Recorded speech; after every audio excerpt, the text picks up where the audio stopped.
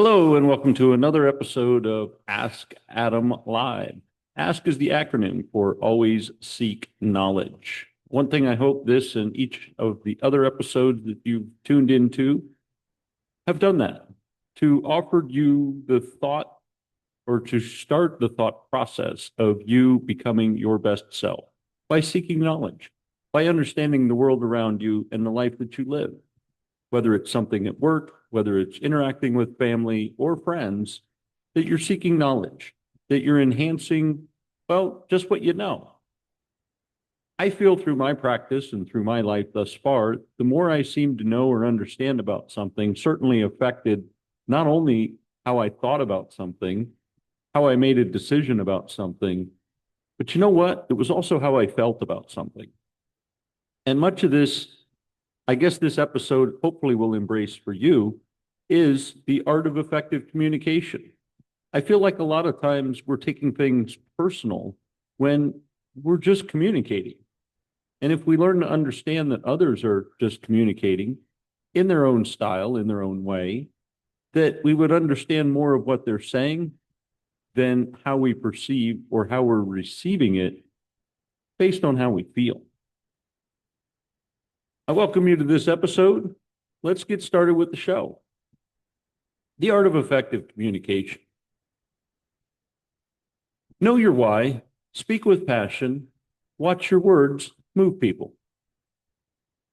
You know, I found this has occurred for myself.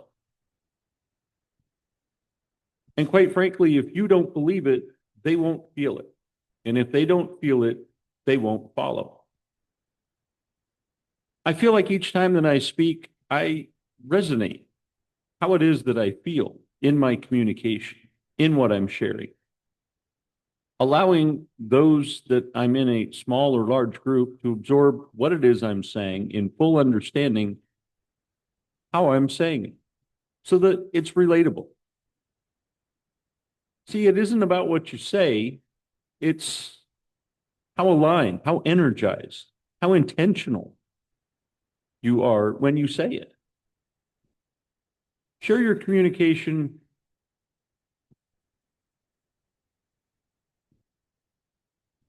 I, I guess let me share with you how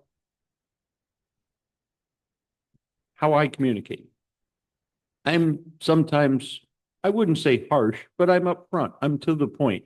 I don't use pretty fluffy words to try to describe the colorful nature that I would like something accomplished or something understood. I'm pretty frank.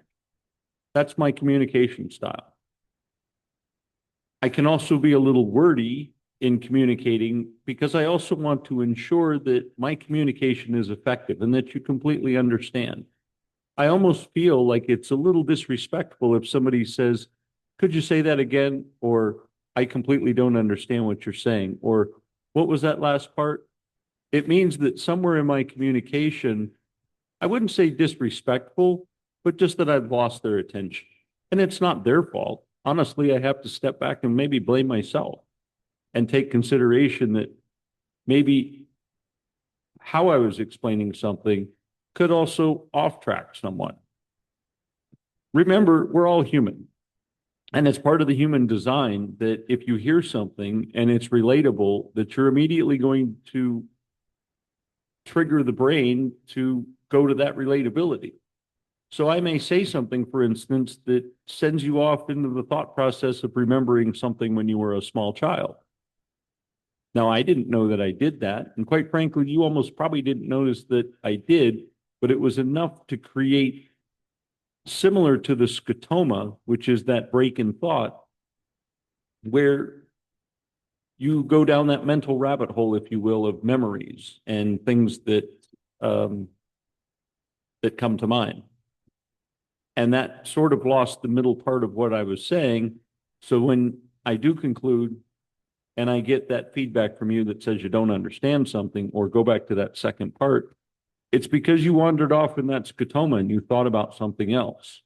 Again, can't blame you for it, but I also don't know that. It would be really helpful if people had little colorful lights on top of their head that would let you know that they were tuning in or tuning out, almost like in the TV and radio studios where they have that bright red light that's in the corner that says on air. So everyone knows mics are live and what's going on in that room is being recorded either by a microphone or by the film or by the camera. And so it's a way to communicate. Yeah, it would be real helpful if we would know that about someone else, that when they did tune out, we could stop and almost reverse the scotoma to get them back on page where they would realize something stopped. Just like my voice resonating and harmonating. It's not even what I'm saying. It's just that, well, I'm kind of making noise. No disrespect for myself, but you hear that noise and you're receiving that noise like frequencies. And you could be tuning in and out and hearing every other word, but our brain is so complex that we put words in between words and sort of vaguely understand things to a certain degree. I'll give you another great example. How many of you have been to a seminar, workshop, something, an event at work? I remember in real estate and even in insurance, they would have yearly conferences. And it was great, a lot of information, people always talking, but man, throughout that thing, you're tuning in, tuning out. And I remember taking notes and going back and going through my notes. And I'm like, man, I don't remember them saying that. But it was because I briefly heard it and then went sideways thinking about something else. But my brain at the same time was writing it down. So I wrote it down to remember. My brain was smart enough to attempt to do that, but my brain wasn't smart enough to retain that particular information at the moment. But by writing it down, I'm reminded of it to now kind of go through and defrag what my brain had stored because we just gather all this information. We do. And I think I've mentioned before that be careful what you listen to and how you listen to it because it's still you're on record all the time. Your light's on. And so you're absorbing things even though you're not processing things. Does that make sense? So what I hope you'll learn from this episode is how to speak with power, connection, and clarity, whether in a meeting, on a mic, or simply at the dinner table with family or friends. First of all, communication begins with clarity of purpose. When you speak from your why, you carry conviction. So this is the power of knowing your why. You know, Simon Sinek's insight is people don't buy what you do, they buy why you do it. People don't buy what you do, they buy why you do it. So knowing your why, also knowing a little bit about what it is that you're offering. And again, don't go down the rabbit hole with a general conversation with someone and just sort of explode with this idea. But yet, understand completely from all angles. In fact, this is where I might invite you to record yourself, maybe with a video or just with audio, but record yourself speaking about what it is you're trying to convey. And you'll hear yourself quite brutally using filler words and stuttering through sentences like that.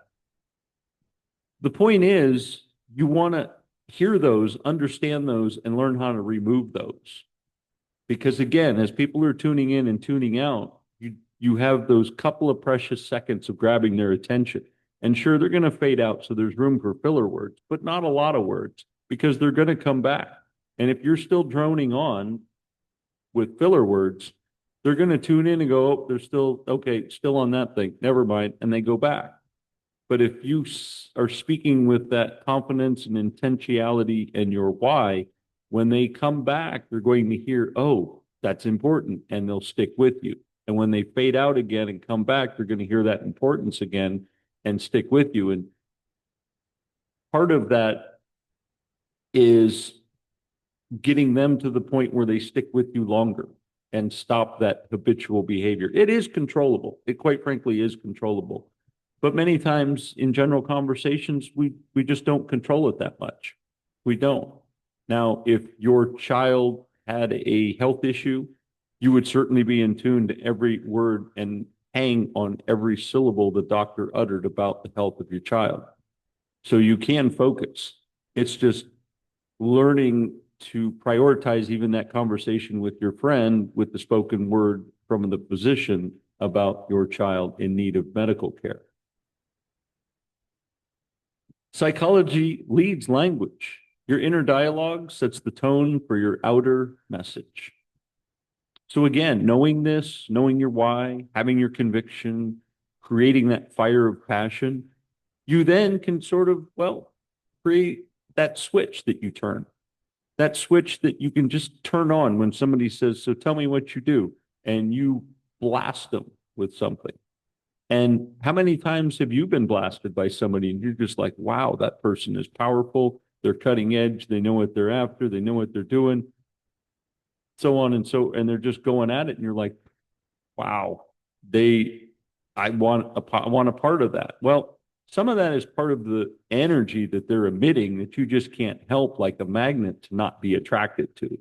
The second part is obviously listening to every word that they're saying and the nuances of their why and the syncrasy of how they're getting somewhere and the steps that they see themselves participating and going through to get to that place. Well, once you've engaged in all that, who doesn't want to be involved with something, right?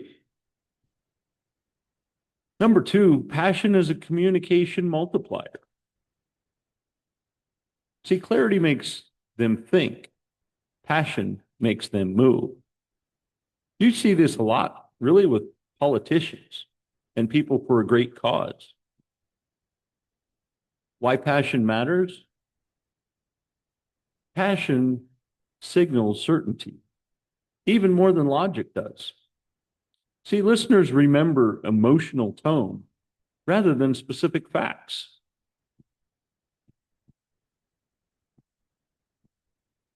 And let me share with you a speaking strategy. Before a presentation or even a tough conversation, anchor yourself. Why is this message important to me? Second, why do I want them to feel and do? What is the action that you're looking for from this individual? And how do you want them to feel after that conversation?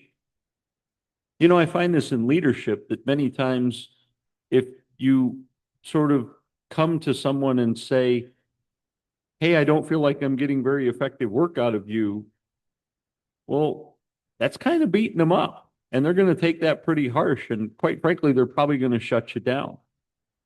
But in leadership, if you were to approach someone and say, hey,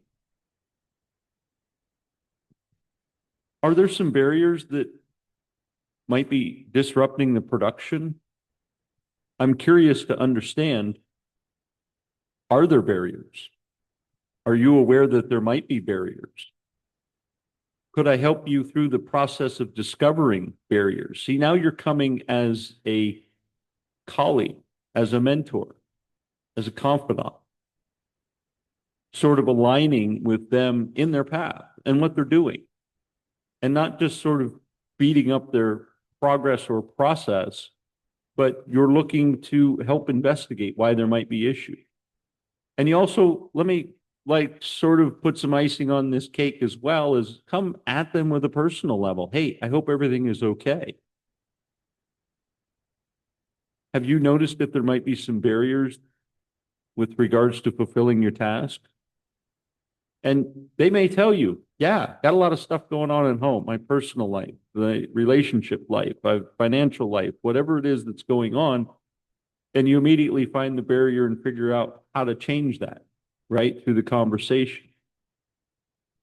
Or maybe asking some of those questions. No, I don't think I have any barriers, they would respond. And you say, well, you know, is everything okay? How's your family? Family's good. Okay. Well, it's coming up on the first of the month. Financially, you doing okay?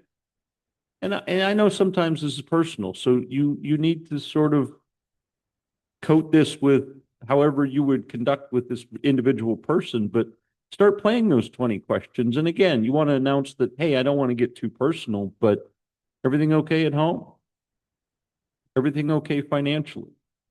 Or maybe just that general question of, do you have something on your mind? Something that's maybe not work related? Now that's kind of a little comforting, right? And so you might answer, yeah, stuff outside of work. Okay, great. Well, we're at work now, and your stuff outside of work's still probably going to be there outside of work. So when you get done with work, then you could probably go back to being concerned. But it's not going to change by you being here and being worried about it and or being distracted. In fact, I would almost share with you from my own experience is that if you just worked on your work and focused on your work, you'd be surprised that almost this vague subconscious solution is actually going to come in your head because you weren't thinking about it. Again, it's weird how the brain works, but when you don't think about something is usually when you get the solution to that thought, which is why I recommend to going back to some other episodes is ask yourself questions before you go to bed and ask yourself a question when you wake up. So that way, throughout the day, when you're not thinking about it, the answers will come to you. Number three, the 3 C's of effective speaking. Clarity. Clarity is number one.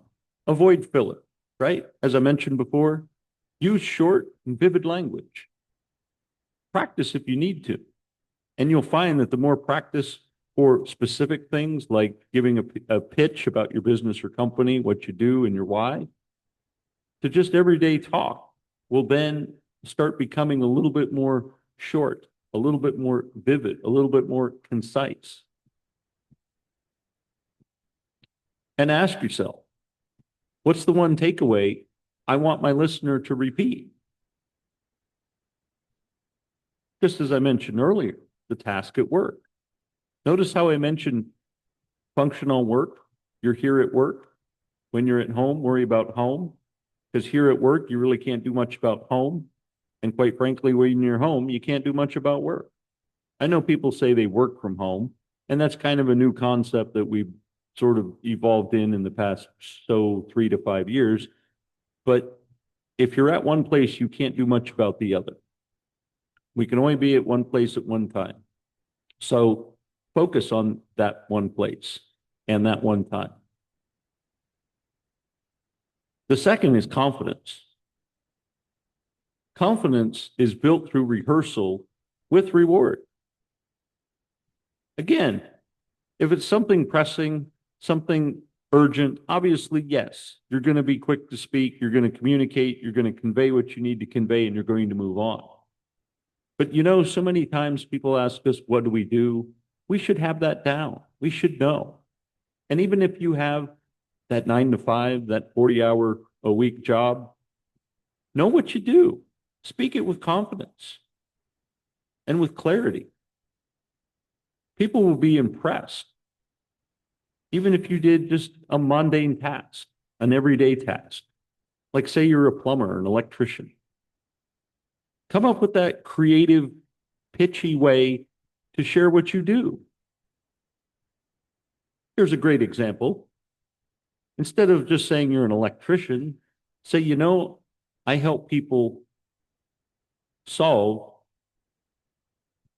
their residential electric problems or commercial problems. I help solve problems when people don't feel comfortable. Most people would act kind of some pretty good wordsmithing. So work on this, please. I help people solve comfort problems. Well, is that a psychologist? You might get some highbrows. And then when you tell them you work in the HVAC department, well, that's a comfort level, right?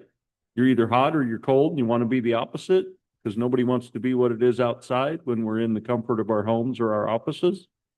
What a great pitch. And you say that with confidence. I help people solve their comfort problems. When they're uncomfortable, that's when they call me. Is there a doctor in front of your name?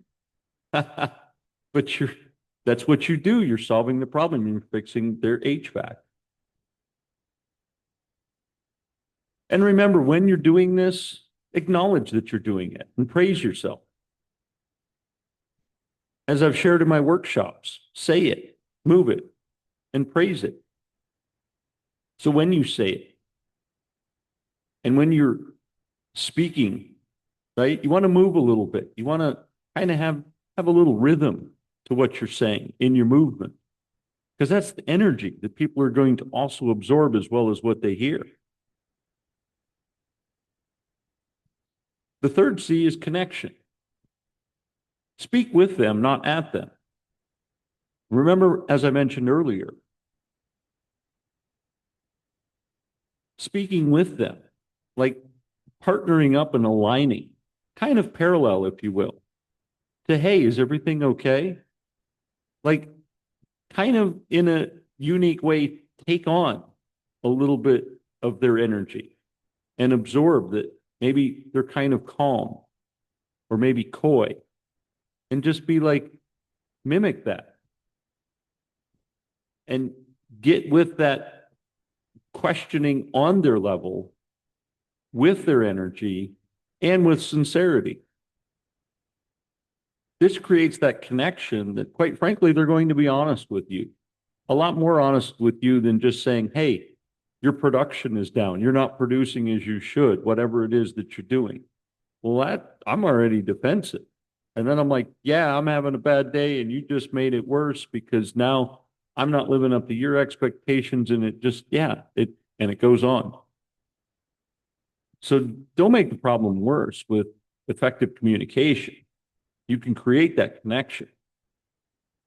Also, use a story to ask questions while you're mirroring their energy. If you had a bad day, share with them you had a bad day. Now, I'm not saying you have to go into details and share your life, but like I said, people will start to give empathy with the connection that will help put clarity, and they're going to feel confident enough to confide in you what their issue is. So use a story like, hey, it was last Monday, man, I had a rough day. And so I can kind of understand that, what rough days look like. You think maybe you're having a rough day? See how they answer. They most likely will share they're having a rough day, and then they'll share why they're having a rough day. And then they might go on a little bit with their story. And that's okay. We need to take a few moments out of our day and our time and our urgency to kind of absorb something else. And I'm not saying you got to take it fully in. I'm saying you just need that exterior sponge, sort of like a coat of armor instead of metal is that sponge material, where you just want to not bounce it back so that they feel like you're not listening, but just enough that it kind of saturates enough that you're taking it away from them. Because honestly, a lot of communication is just sort of us, as the proverbial saying was, getting stuff off our chest. Sometimes that's communication. And for us to at least have the compassion to absorb something, just enough to take it off of somebody else's shoulders, is actually, well, it's human. And we should do more of that. And again, I'm not saying fully absorb it, take it into your soul, and now it becomes a burden and a concern of yours, but just to sort of alleviate maybe what they're carrying, carry their load for a couple blocks and let them sort of be without the pressure for a minute. And that also creates, as we say, a scotoma mentally, where if you're not burdened with something, you create that blank. Now you're able to think about the different things. Now you're able to even concentrate to come up with a great solution. So you, even out there, can help others with that. And I know I'm speaking a little bit. There's the workshops that so much of this stuff goes into more detail, the scotomas and the mental and neuroencoding in general. Again, this is just sharing with you some everyday practices that you can apply. Part 4, communication is an energy game. 93% is nonverbal and tonal. Like I said, you want to kind of dance in the rhythm. You want to have that tone of compassion, as we mentioned earlier with that conversation. And 55% is body language. Like, how are you standing? Is it shoulders up and very overburdened, like you're going to attack? Or are you maybe lax and sloped? Again, mimic their energy as well when you're mirroring this. And then only 38% is tone. So even if you were yelling at someone, strangely enough, they're not going to absorb that as much as your body language. And here's the real kicker, only 7% of your communication is words. So, like I said, you can drone on about your family and everything else, and still, I'm just following nonverbal tones. How you're kind of going back and forth and droning on and kind of getting hypnotic. And please don't listen to this while you're driving. And only 7% are actual words. Now, wordsmithing is great, don't get me wrong, but only 7%, kind of not as much. So remember the tone, the inflection of our tone, and those first energies of tone that come out really set the stage. And then once you get some tone back from that person, again, match and mirror their tone so that you're speaking and sort of resonating on the same level. I'm always amazed when the tuning bowls, just a tuning bowl, right? How it can just resonate that vibration throughout even a large room once you get that tuning bowl going. It's the vibration, it's that tonal energy that just travels. And I mean, how many times, here's another thing, how many times have you heard this tonal from someone else, from some other's conversation? Like you're walking through the park or at the train station or something at the airport. Well, you don't even have to hear what they're saying or even the words uttered in syllables to know that that's probably not a good conversation or a bad conversation or that somebody's getting hostile. So it's your tone, it's that vibration. It's not even like the elevation of the volume. It's the tone. It's the energy that you're bringing. So again,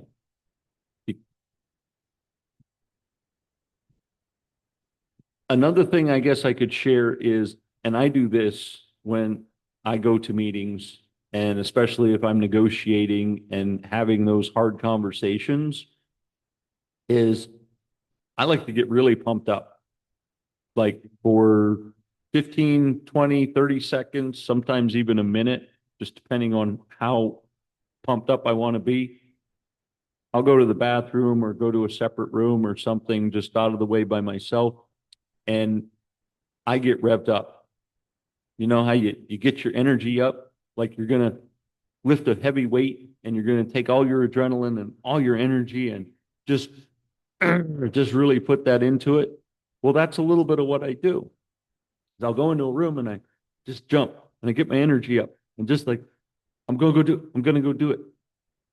I want to be up here. And then I'm going to dial it back a little bit, just enough to feel the room. And if the room's up here, I can get almost back to it. But most of the time, I'm either here or the room is here.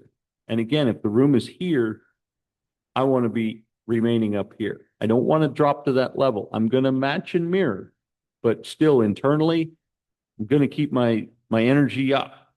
And part of that is that resonating of confidence and clarity and kind of that armor, if you will, that you're wearing to not let things affect you. Because now, how do you absorb things if your shoulders are slumped and you're kind of down in the chair and your energy is really low and just kind of monotoned and not very excited about something?